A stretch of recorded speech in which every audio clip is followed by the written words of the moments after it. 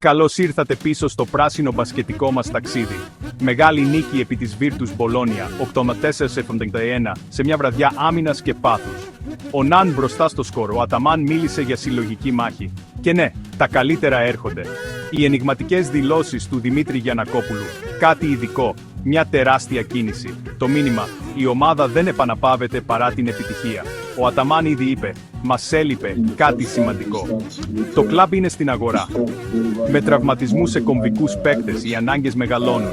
Παράλληλα, η άμυνα δαγκώνει, ομάδα με ταυτότητα και πείνα. Ψάχνουν το κάτι παραπάνω για να κλειδώσουν το back-to-back. 12-7 στη μέση της σεζόν. Μονομαχίες μπροστά, κάθε λεπτομέρεια μετρά. Χρειάζεται άλλον έναν ψηλό.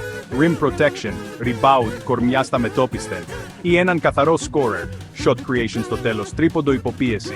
Ιδανικά, κομμάτι που δένει με το ρυθμό. PNR συνέπεια, spacing, επιλογές στην κόντρα. Στόχος άμεσο impact τώρα, όχι απλώς όνομα. Η διοίκηση κινείται, η ομάδα προχωρά. Το back-to-back περνά από τις λεπτομέρειες. Εσείς ποιον παίκτη πιστεύετε ότι εννοούσε ο πρόεδρος? Γράψτε μου στα σχόλια.